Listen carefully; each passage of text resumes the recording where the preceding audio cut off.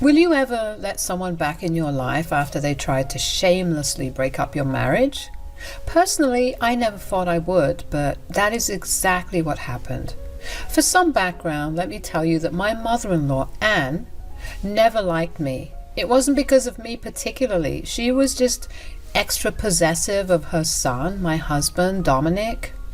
Anne's husband had divorced her and abandoned them when Dominic was 2. After that, Anne clung to him for everything. It was downright unhealthy, and even Dominic understood that. But Anne was still his mom, so he did his best not to make her too upset. Before me, Anne was able to successfully drive away all the women who tried to date Dominic. It was a mess every time, and she did some nasty stuff to get rid of them. She had also tried several things with me, but I was stubborn enough not to flee because of her antics. I really loved Dominic and stayed. Dominic also did his best to stand up for me. When we announced our engagement, Anne came to my house to beg me to cancel it, saying, "I can't lose my only son, Lila. You have to understand me. I don't have anyone else." "No, I don't understand you, Anne. Dominic loves me and wants to be with me. He loves you too, and he will always be your son. Why are you trying to destroy his happiness? He will always have a special place for you. I will not share him with anyone. He is my son and I should be his everything. You better cancel this wedding and move away from him. If you don't do what I say, I will destroy you. I'm asking you nicely. Go away." I put my foot down and refused to do as she said. In retaliation, she literally cancelled my entire wedding, pretending to be me. She also tried to get me fired from my office. Dominic now understood the severity of the situation and finally went no contact. We had a small wedding and lived happily for 5 years without Anne in our lives. Several years passed and we shut down all contact with Anne. We also ended up having a beautiful son named Jason. Dominic and I were very happy, but I could tell he was sad his mom wasn't there to share his happiness. His armor was starting to chip, and I knew he would give in sooner or later. And when Anne contacted us from a new number, desperately begging for forgiveness, Dominic broke down and said, "Please give my mom a chance, Lila. I know there is a lot of bad blood between you two, but I'm the only one she has. I want Jason to know his grandma." "Believe me, Dominic, I want that too. I want Jason to know his only grandmother since my mom is already dead. But I don't feel comfortable having her back. I simply don't trust Anne." "She's really sorry, Lila. Just give her a chance and let's see. You don't have to worry. I'm sure she will never hurt Jason. She isn't a monster, Lila. It would mean the world to me if you agree." I gave in, guys. I didn't want my son and husband to despise me for not giving Anne a chance. It had been years and Anne really did sound remorseful. We met with her without Jason and she did offer what we felt were heartfelt apologies, so after a lot of careful consideration we resumed contact. We didn't go all out at once. Dominic and I were super careful and slowly started to build back the relationship. She was only allowed supervised visitation with Jason and didn't get to take him anywhere without us. Anne never complained and even acted civilly around me. However, my instincts were stuck, screaming, and I felt weary. I could see that Anne still hated me, and no matter how hard she tried, I saw right through her. But there was nothing I could do about it. Dominic was happy to have his mom back, while Jason also ended up having an amazing relationship with her. Everything was going fine the way it was. Everyone was happy with the arrangements until Anne requested to have Jason alone for a day. Apparently she wanted to bond better with him and said that she deserved it after listening to us for 2 years. Dominic immediately begged me to agree, and so did Jason. There was nothing I could do actually, so I agreed. Everyone was happy, but my head was making some noises about this. My weariness did trouble me, so I decided to teach him something. I said, "I know you love Grandma a lot, Jason. However, you do know that sometimes people can end up being dangerous to you, right?" "Yes, Mom, I remember that. Are you worried about me, Mom?" Yes, son, I'm worried about you. Do you remember how I taught you to call 911 once you sense danger? Yeah, Mom, I remember that. I know how to ask for help if I need it. Don't worry, Mom, I can take care of myself. Jason's last line made me laugh, but I was a little relieved knowing that he knew how to ask for help if necessary. I had to let him go sometimes, so teaching him to ask for help was necessary. This gave me some hope when I dropped him off at Anne's house that day. When I was back to pick Jason up, my worst nightmares came true. Anne and Jason weren't home. Instead of panicking immediately, I decided to think rationally. They may have gone out to the park or to a restaurant. With that hope in mind, I called Anne to ask her where they were. However, Anne wasn't picking up the phone. The fear inside me grew and I started to get really scared. Nothing had prepared me for what I was about to find out. When Anne finally picked up the phone, I said, "Where on earth are you, Anne? I came by your house to pick up my son, but none of you are here. The door is also locked." It was a nice surprise, wasn't it, Lil? I don't understand what you're trying to say, Anne. I need to know where you are and where my son is. You would really like to know, wouldn't you, Lila? What if I am not in the mood to tell you where we are? I was starting to get ticked off by the way Anne was speaking to me. I'm a very straightforward woman and don't like beating around the bush. I always come straight to the point and am vocal about everything I do, so Anne's stupid game was really getting on my nerves. I also had no idea why she was being this way. She did sound super cheerful and mischievous. That was a pretty big red flag, and I was starting to get bad vibes from her. I said with a little irritation, "Sorry, Anne. I am not in the mood for jokes and games right now. It's pretty late, and Jason needs to have dinner and go to sleep. He has school tomorrow, so I would really appreciate it if you could tell me where you are." No can do, Lila. Like I said, I don't feel like telling you where we are. But don't worry, your son and I are having a lot of fun. This is all irrelevant information, Anne. I need my son back right now. If you don't want to tell me where you are, you better come back home immediately and hand Jason over. I am not playing around. I'm also not playing around, Lila. You want your son back? Well, guess what, my dear daughter-in-law? You won't be getting him back ever again. That was the moment when I knew something was horribly wrong. My blood ran cold, and millions of bad thoughts raced through my brain. I was afraid of Anne doing something stupid. I knew she was up to no good. I wish I would have listened to my gut. I actually started to shake a little from fear. Anne's tone changed drastically when she told me that she won't be giving Jason back. It was threatening and downright mean. It sent chills down my back, and I forced myself to remain calm because I knew panicking won't do much good. What I did do was start recording the call because my instincts were screaming at me to do so. Then I said, "What are you talking about, Anne? This is not at all funny. Bring me my son back. I'm not joking." "I'm not joking either, Lila. I already told you that you won't get your son back. God, I wish I could see your face right now." "Please, Anne, don't be like this. You are making me panic. This is not okay. I need Jason back. Just tell me where you are and I will pick him up." Anne laughed at me while I was in a panic. Yes, guys, she straight up started to laugh at my useless attempt to make her talk. Even over the phone, I could tell that she was acting very unhinged. Now, I was getting even more scared and didn't know what to do. I had half a mind to jump into my car and go looking around town to find them. But then again, I was still hoping Anne was scaring me or simply messing with me out of spite. Well, I was right about one thing. She did everything out of spite, but things were worse than I had imagined.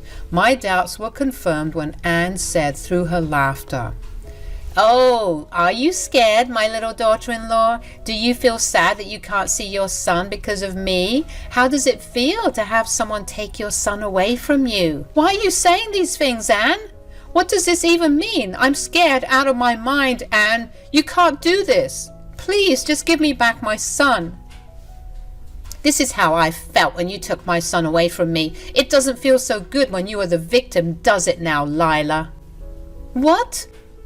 Anne, you are acting insane. You don't know what you're doing. For God's sake, drop this madness. You didn't stop pursuing my son when I told you to stop. You didn't listen to me when I told you to go away from our lives. You didn't even end your wedding when I begged you to. When I took matters into my own hands, you turned my son against me and made him go no contact. Do you think I would let you get away with that? Absolutely not, Lila. It was then I became sure that Anne was acting out of spite. Her hatred for me had absolutely made her lose whatever little sanity she had. I can't describe to you guys how nerve-wracking it was to listen to her talk. The more she talked, the more I was starting to shake. My mind was full of fear, and I kept pacing her driveway, unsure of what to do. I continued talking to her, saying, "What you are doing and saying is absolutely ridiculous, Anne. I didn't make Dominic go no contact with you. It was his decision along with mine. He loves me and I love him. If you had just accepted this, you would have been in our lives."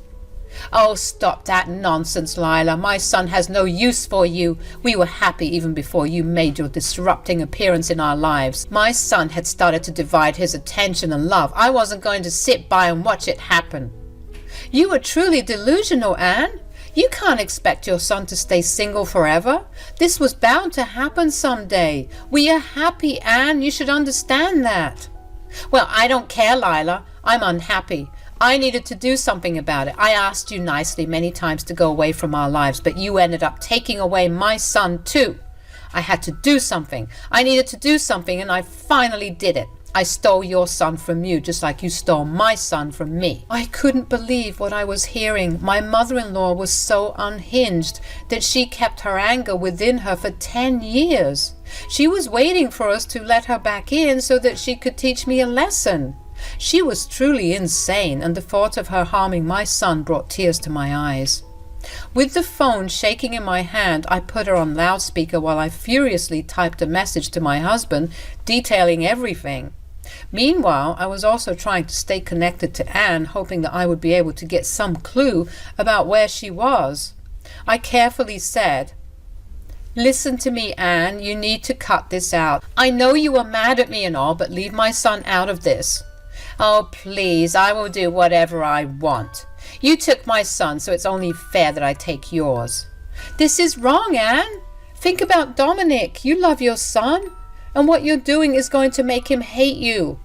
"He will come around, Lila. Dominic is my son, and he knows that his mother is more important than anyone. He came around after the no contact, didn't he? He will do it this time too. Then me, him, and my grandson will live happily without you."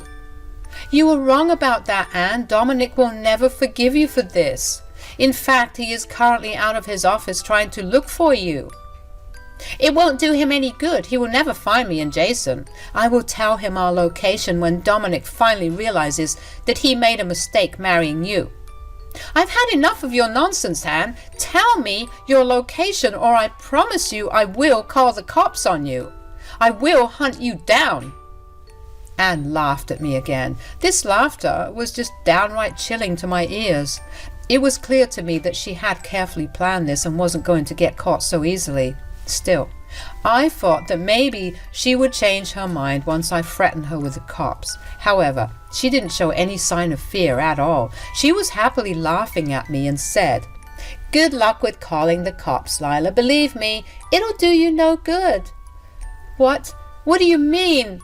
What have you done?" "Jason and I are not even in your state anymore, my dear daughter-in-law, so calling the cops won't be of any help, and by the time they track me down, I would be gone already."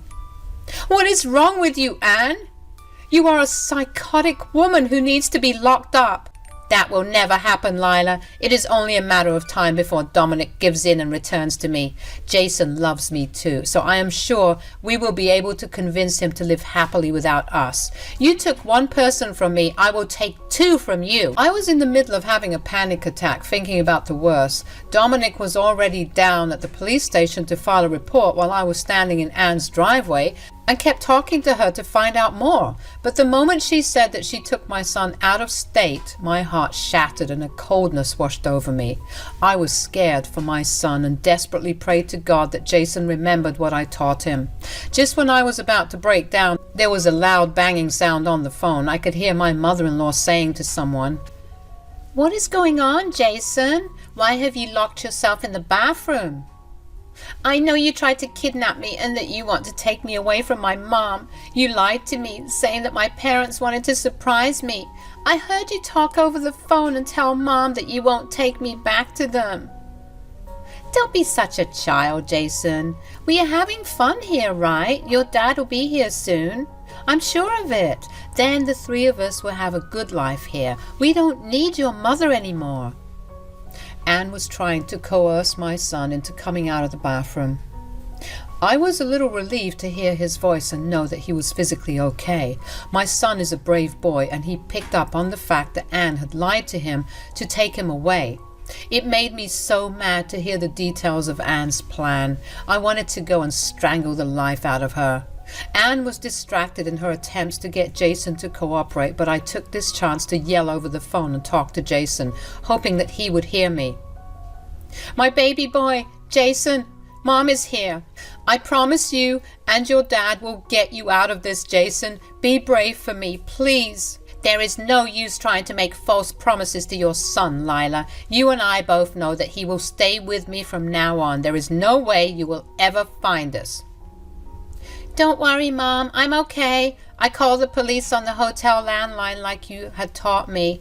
They will be here soon. I'm still on the phone with them, Mom. It was a cordless phone, so I took it with me."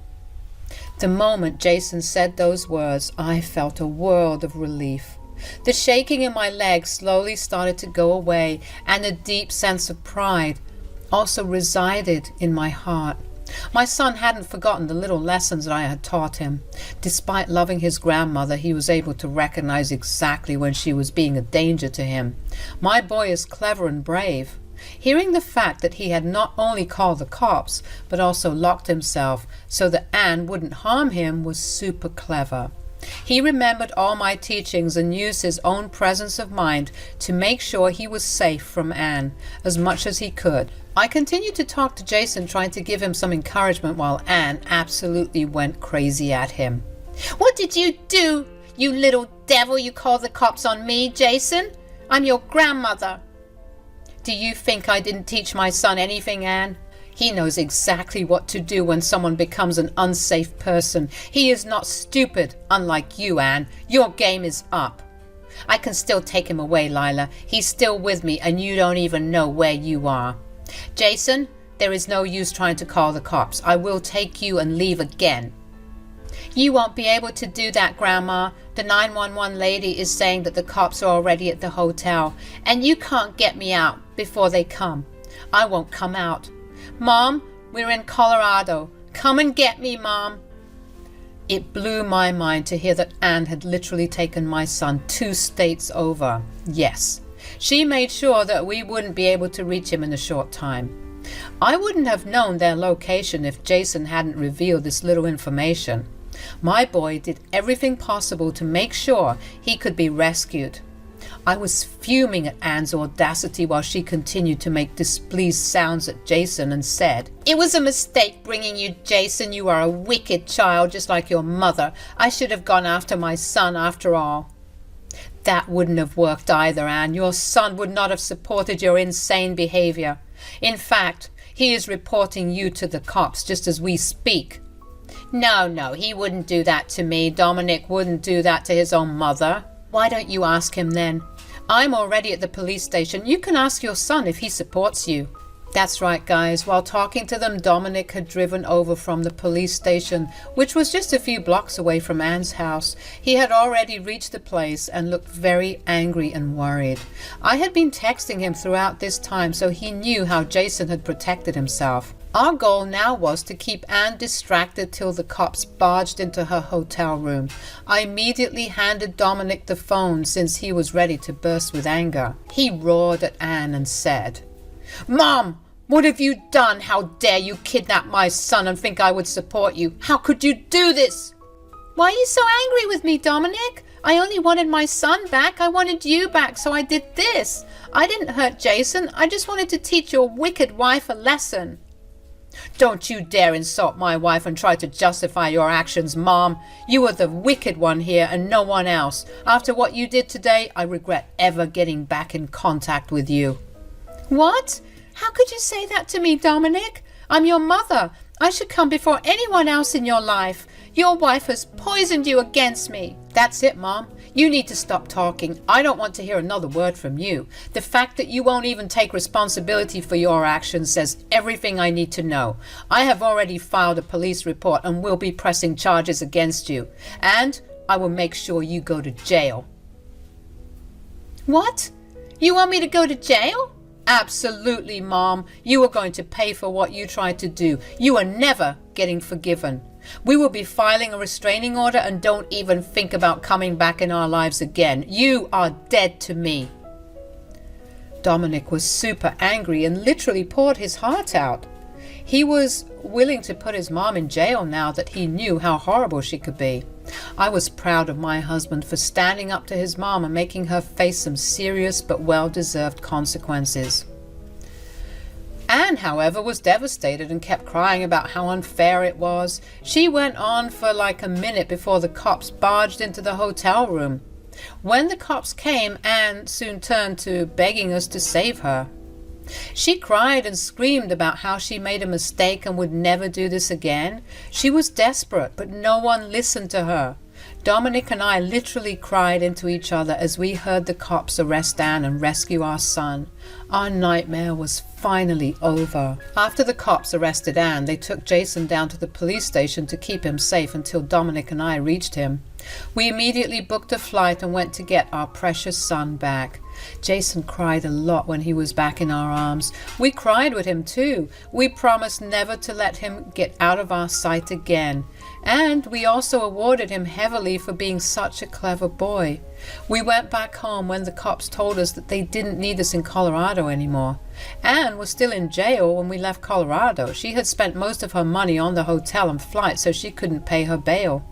Everyone in the family knew what she had tried to do because we told them. All of them were extremely horrified and went into contact with her too. So she couldn't get anyone to post bail for her either. Anne did end up going to jail like everyone had wanted. She did seem remorseful at court when she saw us, but the damage was done. The judge didn't go lightly on her either. She went through a psychological evaluation and it was found that she didn't have severe mental health issues. So Anne was just a plain bad person. She actually got a jail term of 5 years. Dominic and I rejoiced when we heard her sentencing. We also got restraining orders that we will continue to keep as long as we can. Jason has been out into therapy to deal with what happened, but he is still the happy kid he was. My family is finally free from that poisonous woman, and we are happy to be back safe and sound in our home.